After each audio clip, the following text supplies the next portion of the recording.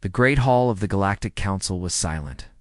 12 species had gathered here for 300 years to keep peace among the stars.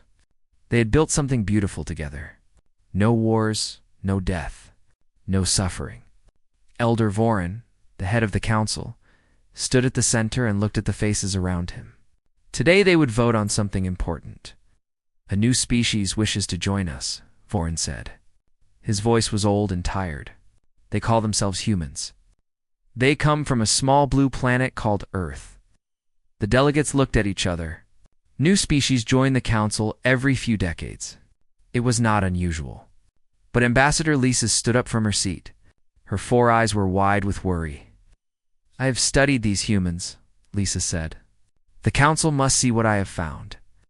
She pressed a button, and images appeared in the air above them. The delegates watched.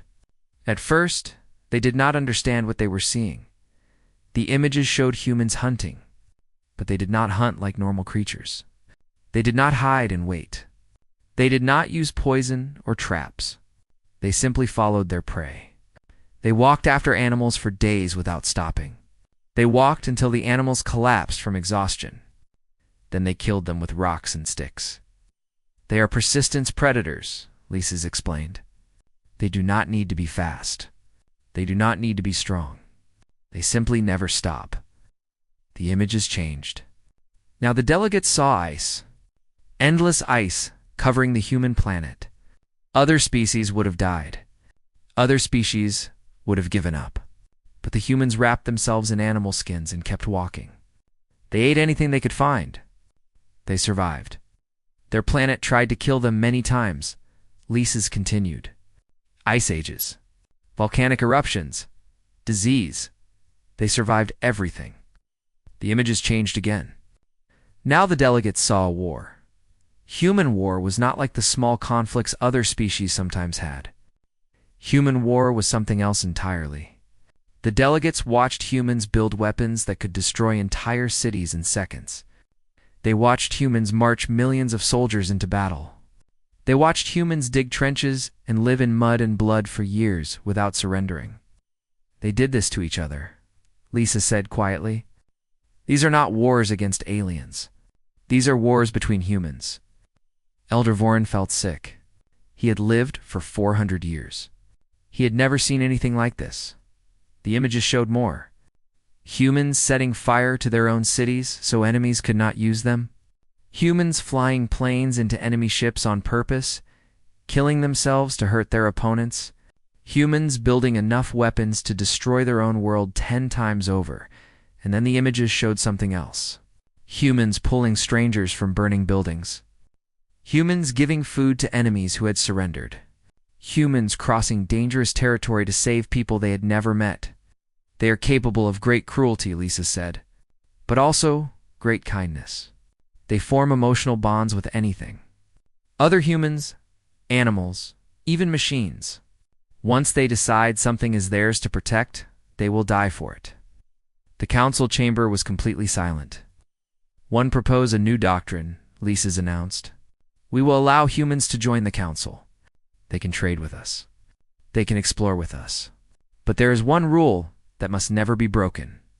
She looked around at every delegate in the room. No member species may ever involve humans in any military conflict. Not as allies. Not as enemies. Not as mercenaries. Not even as advisors. We have seen what they do to each other. We cannot imagine what they might do to us. The vote was unanimous. Every species agreed.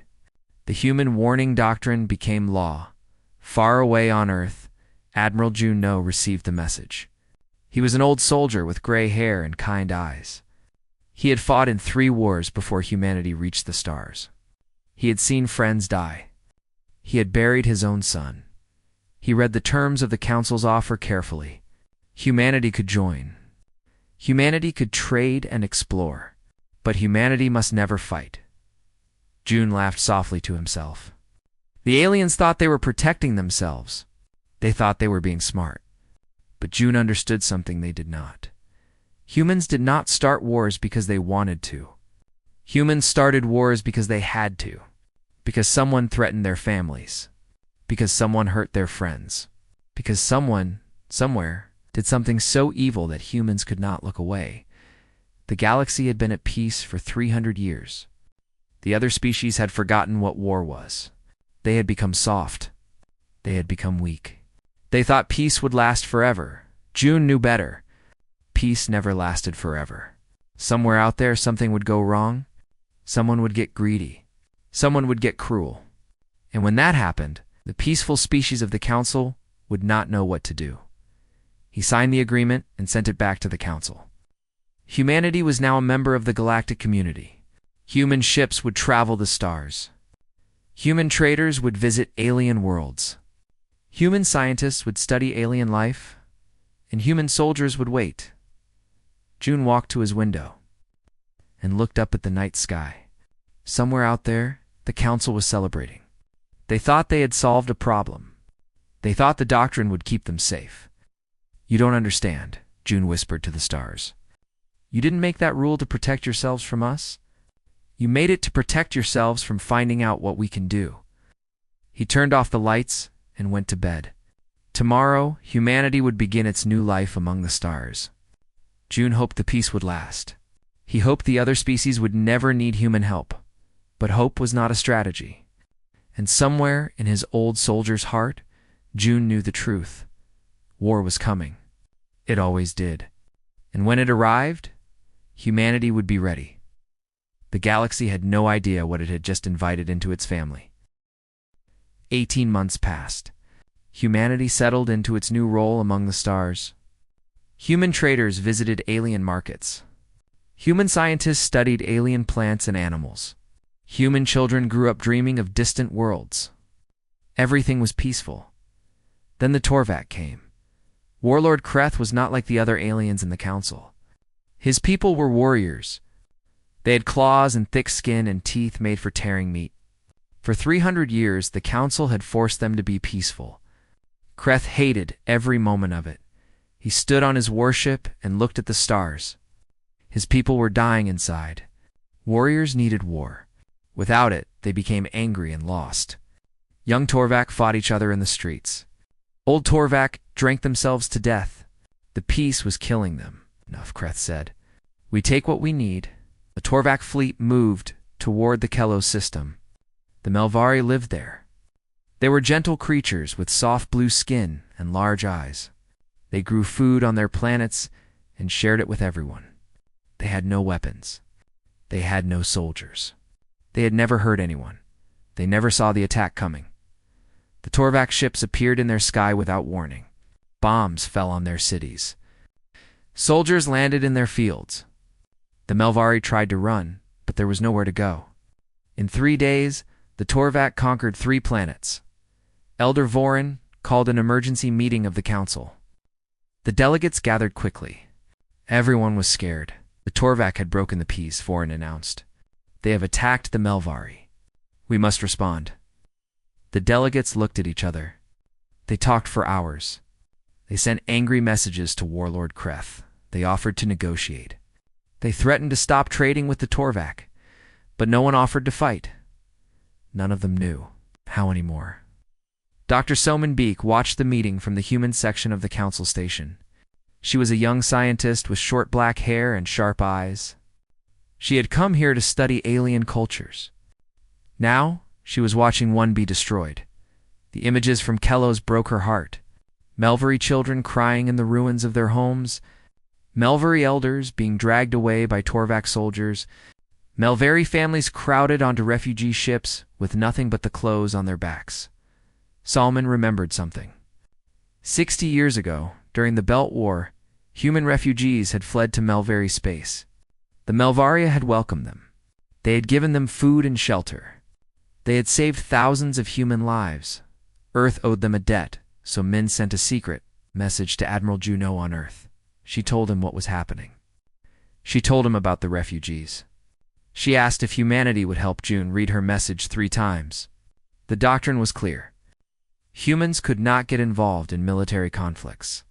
If he sent ships, the Council would punish Earth. Other species might turn against them, but on those refugee ships, there were children. June was an old man now. He had seen too much death in his life. He had made too many hard choices. He was tired of watching innocent people suffer. He called Captain Minho Park. Minho was 35 years old, the commander of the carrier Horizon. He was calm and clever and absolutely fearless. Captain June said, "You are going to deliver humanitarian supplies to the Kelos system? Food, medicine, nothing military?" Minho understood immediately. "And if someone attacks our supply convoy, sir, then you defend yourself, Captain. That is your right under galactic law." Minho smiled. It was not a happy smile. "Understood, Admiral." The Horizon and 12 escort ships left Earth orbit that night. They carried food and medicine, just as June had said. But they also carried weapons, missiles, plasma cannons, fighters, everything a military fleet would need. On the council station, Soman watched them go. She had started something dangerous. She knew that. The council would be furious. The doctrine would be broken. But she thought about those Melvari children. She thought about the debt humanity owed. Some things were more important than rules. Meanwhile, Warlord Kreth received reports about the human convoy. He laughed when he read them. "Humans," he said to his generals. "Small creatures with soft skin. They think they can challenge us?" General Barros nodded. "They are newcomers. Their fleet is tiny. Should I send ships to turn them back?" Kreth waved his claw. "Send one cruiser. That will be enough. Show them who rules this space now." The Torvac cruiser changed course to intercept the human convoy. Its captain was confident. He had conquered 3 planets. One small fleet of humans would be easy. He had no idea what was coming. Across the galaxy, species watched and waited. Everyone expected the humans to run. Everyone expected them to back down. The doctrine existed for a reason. Humans were supposed to stay out of wars, but the humans kept flying toward Kelos. Lieutenant Hannah Yoon stood on the bridge of the Horizon and watched the Torvac cruiser approach on her screen. She was the tactical officer. It was her job to plan the battle. "Captain," she said to Minho, "they're sending only one ship." Minho nodded slowly. "They don't know what we are yet." Anna smiled. "Should we teach them?" "Yes," Minho said. "I think we should." The first battle between humans and Torvac was about to begin, and the galaxy would never be the same. The Torvac cruiser moved closer. Its captain sent a message to the human fleet. "Turn back," he said. "This space belongs to the Torvac Empire now. Leave or be destroyed." Captain Minho Park listened to the message calmly. Then he looked at Lieutenant Hannah Yoon. "Options?" he asked. Hannah had been studying the Torvac for months. She knew how they fought. They were aggressive, direct. They always attacked head-on with maximum force. They had never faced an enemy who fought differently. "There's an asteroid field nearby," Hannah said. "We retreat toward it. Make them think we're scared. When they follow us inside, our hidden frigates will be waiting." Minho nodded. "Do it." The human fleet turned and ran. The Torvac captain laughed. Just as he expected. Humans were cowards. He ordered his ship to chase them. The asteroid field was dark and dangerous. Rocks floated everywhere, some as big as mountains. The Torvac cruiser followed the human ships. Deep inside. Then 3 human frigates appeared from behind the asteroids. The battle lasted for minutes. The Torvac captain never had a chance. Human missiles hit his ship from 3 directions. Human fighters flew circles around his slow cruiser. When he tried to retreat, the asteroids blocked his path. His ship exploded in a ball of fire. There were no survivors. General Barros received the news on Kelos 4. He stared at the report for a long time. 1 cruiser destroyed in 4 minutes? That was not possible. Humans were weak. Humans were new to space. "Send 12 ships," Barros ordered. "Destroy them all." The Torvac battle group moved to intercept the human fleet. 12 warships against 13 human vessels. The Torvac were confident. Numbers were close to equal, and Torvac ships were bigger and stronger. What followed became known as the Kelos, Corridor Massacre Hannah Yoon coordinated the battle from the Horizons Bridge. She gave orders faster than the Torvak could react. Human ships did not fight in neat formations like other species. They fought as individuals who worked together. Each captain made their own decisions. Each pilot found their own targets. The Torvak tried to concentrate their fire on one human ship at a time, but the human ships kept moving, kept dodging, kept fighting from unexpected angles. When the frigate Dawn was hit and started burning, its crew did not abandon ship. Instead, they flew straight at a Torvak carrier and crashed into it. Both ships died together. When the destroyer Steelwind lost its weapons, its captain rammed a Torvak cruiser at full speed. The collision destroyed both vessels. But the human crew had already escaped in pods. The Torvak had never seen anything like this. Their enemies were supposed to surrender when they were losing. Their enemies were supposed to value their own lives. Humans did not surrender. Humans did not stop. After 6 hours, all 12 Torvak ships were destroyed or disabled.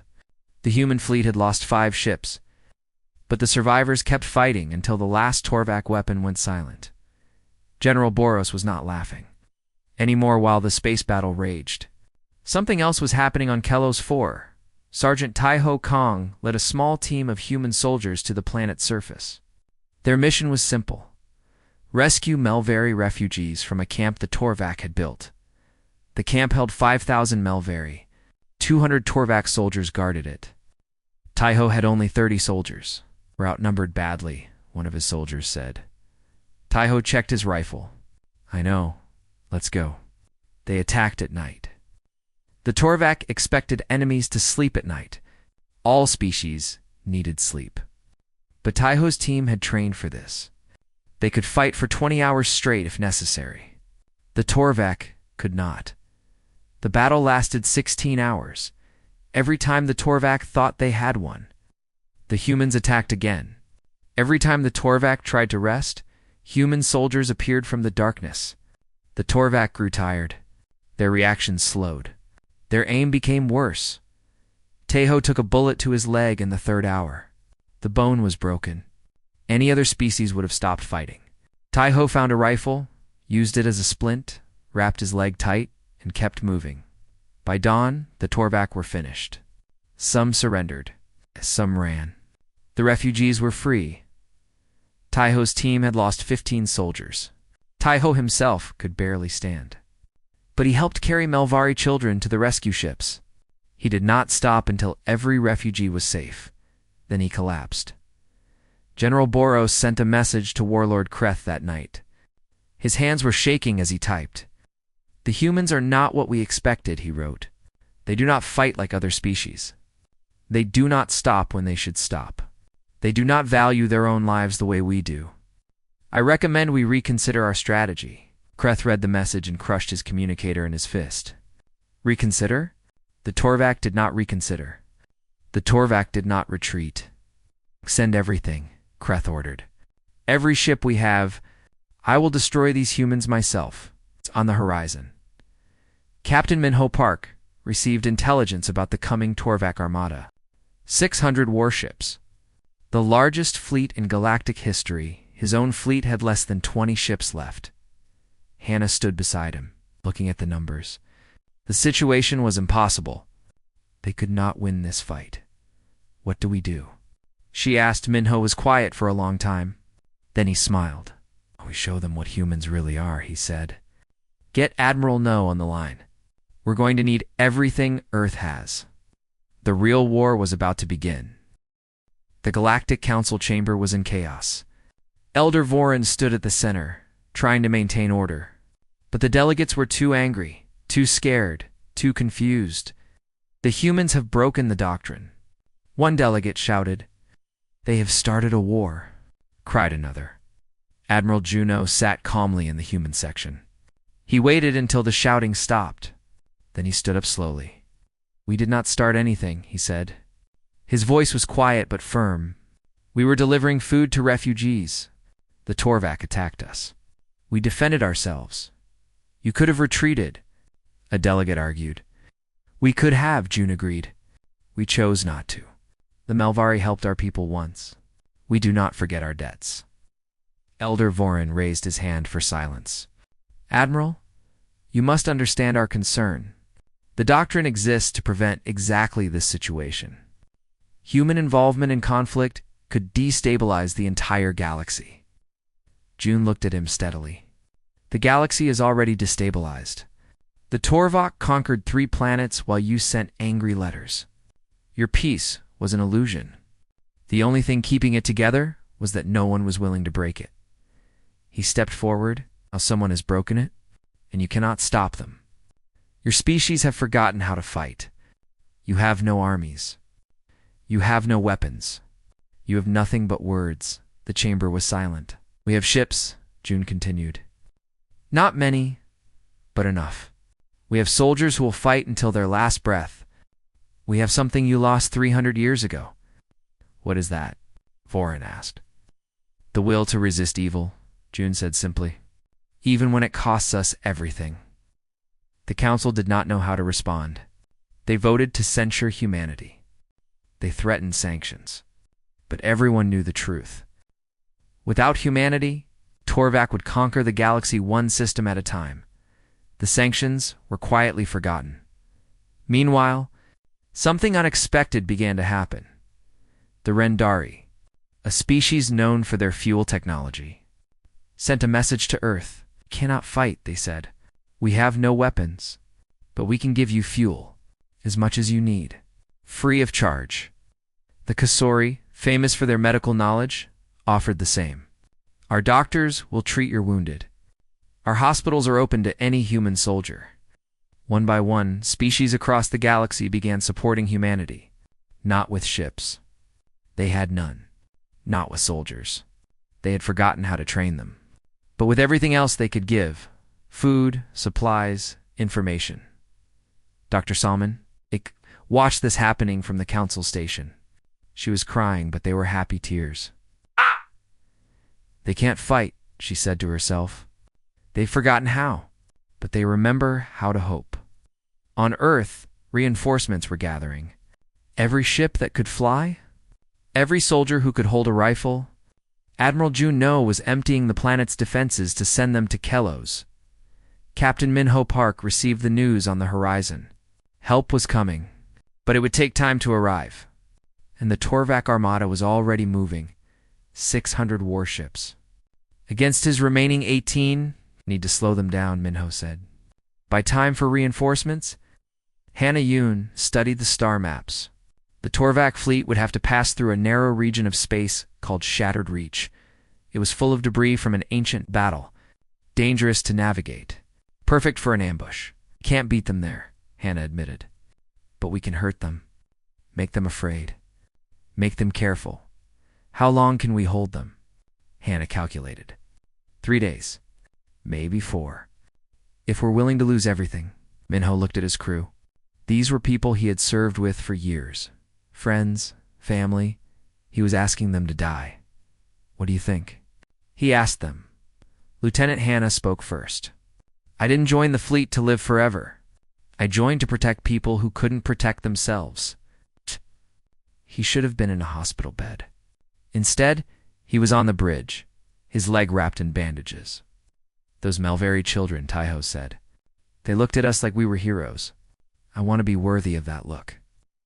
One by one, every crew member agreed. They knew they might not survive. They were going anyway. Minho felt pride burning in his chest. This was humanity. This was what they were, not the violence, not the destruction. This willingness to sacrifice everything for people they barely knew. Send a message to the fleet, Minho ordered. Tell them we're going to Shattered Reach. Tell them what we're planning. He paused. And tell them anyone who doesn't want to come can leave now. No shame, no punishment. This is a choice. Not a single ship left. Far away, Warlord Kreth received reports about the human movements. His spies told him the humans were heading to Shattered Reach. His spies also told him something else. Other species were helping the humans. Giving them supplies? Sharing information about Torvak fleet positions? Kreth was furious. The galaxy had been afraid of him for months.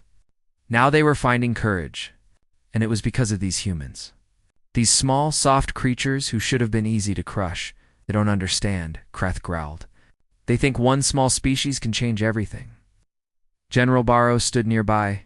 He had fought the humans at Kellos. He knew something his warlord did not. Esser Barrows said carefully, "Perhaps we should be cautious. The humans are different." "Different how?" Barrows struggled to explain. "They don't surrender. They don't retreat. When they're wounded, they keep fighting. When their ships are destroyed, they crash them into us on purpose. They fight like they have nothing to lose." Kreth laughed. "Then we will teach them what loss truly means." He gave the order. The Torvak Armada jumped to light speed. 600 ships heading for Shattered Reach. On the horizon, Minho watched them coming. The largest fleet in galactic history. Coming to destroy everything he loved.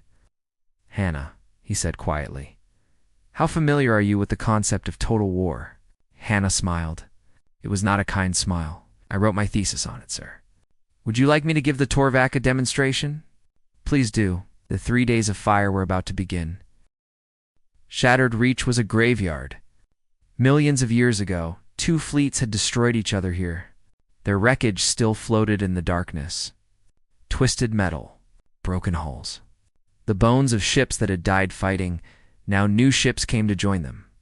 The Torvak Armada entered Shattered Reach on the first morning. 600 warships. Enough firepower to conquer a dozen worlds. Warlord Kreth stood on his flagship and smiled. The humans had only 30 ships now. This would be easy. He was wrong. The first Torvak ship exploded without warning. Then another. Then 10 more. The humans had hidden mines among the ancient wreckage. Bombs that looked like rocks. Traps that waited in the darkness. The Torvaks slowed down. They started moving carefully. That was exactly what Minho wanted. "Phase 2, he ordered. Human fighters launched from the horizon. Small ships with single pilots. They flew into the wreckage and disappeared. The Torvak could not find them, but the humans could find the Torvak. All day, human fighters attacked from the shadows. They hit Torvak ships and vanished. They destroyed engines and sensors and weapons. They never stayed in one place long enough to be caught. The Torvak could not use their superior numbers. The wreckage was too thick. They had to move in small groups, and small groups could be defeated by sunset. The Torvak had lost 40 ships. The humans had lost 8. Kreth was not smiling anymore. On the second day, Hannah Yoon tried something new. The Torvak use standard military codes, she explained, but humans have something they've never seen. Culture. She sent false orders to Torvak ships using poetry, old Korean verses that meant nothing to military computers. Human pilots understood immediately. They coordinated attacks using song lyrics and jokes. The Torvak intercepted the messages, but could not decode them. A Torvak captain received orders that sounded like nonsense. The moon rises over still water. Strike when the crane takes flight. He ignored it. Minutes later, human ships attacked his position from the direction of a nearby moon. The Torvak tried to adapt, but human culture was too complex. Too strange. They could not predict what humans would do next. By the end of the second day, the Torvak had lost 120 ships. The humans had lost 15. Reinforcements from Earth were only hours away. Warlord Kreth was desperate. He ordered a direct attack on the horizon.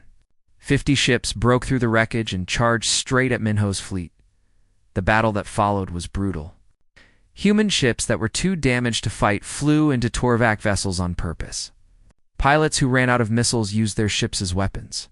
When escape pods launched, humans would often fly them toward Torvak ships and detonate their own fuel supplies. "Captain," Minho Park stood on his bridge as explosions lit up the darkness around him. His ship was damaged. His crew was exhausted, but they kept fighting. "Sir," Hannah said, "the Torvak flagship is exposed. Their formation has broken." Minho saw it. Kreth's ship was vulnerable. If they could reach it, they could end the war. "Get Sergeant Taiho," Minho ordered. "I have a job for him." Taiho Kong should not have been able to walk. His leg was broken in 3 places. He had been shot twice in the past 3 days. Any normal person would have been unconscious. Taiho is not a normal person. He led a boarding team of 20 soldiers onto a transport ship. They flew through the chaos of battle toward Kreth's flagship. Torvak fighters tried to stop them. Human fighters protected them. Ships died on both sides. The transport crashed into Kreth's ship and locked on. Taiho's team cut through the hull and entered. Inside, 200 Torvak soldiers waited for them. The fighting was terrible. The Torvak were bigger, stronger, better armored. But humans were something else. Humans were the children of predators who had chased prey across frozen continents. Humans were survivors of a world that had tried to kill them for millions of years. Taiho's team fought through corridors filled with smoke and blood. They lost soldiers at every turn. But they kept moving forward. After 6 hours, only Taiho and 2 others reached the command center. Warlord Kreth was waiting for them. He was massive, 3 meters tall. Covered in natural armor, his claws could cut through metal. He had killed hundreds of enemies in personal combat. Little human Kreth laughed. You think you can challenge me? Taiho's rifle was empty. His pistol was broken. He had only a knife. He attacked anyway. The fight lasted 2.5 minutes. It was not elegant. It was not beautiful. It was 2 creatures trying to kill each other with everything they had. Kreth cut Taiho with his claws. Taiho stabbed Kreth with his knife. They fell to the ground and kept fighting. Taiho hit Kreth with his fists, with his head, with his teeth. He would not stop. He could not stop. Humans were persistence predators. They followed their prey until it collapsed. Cage collapsed first. Taiho stood over him, bleeding from 11 wounds. He could barely see. He could barely breathe. But he reached for the ship's communication system and broadcast on all channels. Warlord Kreth has surrendered. The war is over. Then he fell unconscious. Earth's reinforcements arrived 1 hour later. The surviving Torvak ships retreated. The Battle of Shattered Reach was finished. 1 month later, Elder Vorin addressed the Galactic Council again. We must revise the human warning doctrine, he announced. The chamber was silent. Everyone remembered the 3 days of fire. Everyone had seen the footage of human ships crashing into enemies. Human soldiers fighting with broken bones. Human pilots singing as they flew into death. The new doctrine is simple, Vorin continued. Do not involve humans in your wars. Not because they cannot fight, but because they can, and they will not stop until the war is over, or they are. In the human section, Admiral Juno nodded quietly. Beside him sat Dr. Soman Beek, who was already writing new alliance treaties. Captain Minho Park was planning the rebuilding of Kelos 4. Lieutenant Hannah. Yoon was teaching tactical classes to species who had forgotten how to fight. Sergeant Taiho Kong was in a hospital bed, arguing with doctors who said he needed more rest. The galaxy had learned its lesson. Humans were not monsters. They were not weapons. They were simply people who refused to accept injustice. People who formed bonds with strangers and called them family. People who would cross the stars to protect someone they had never met. The other species had forgotten these things. 300 years of peace had made them soft. But watching humanity fight, watching humanity sacrifice, watching humanity refuse to surrender, something had awakened in them. Hope the Melvari were rebuilding their worlds.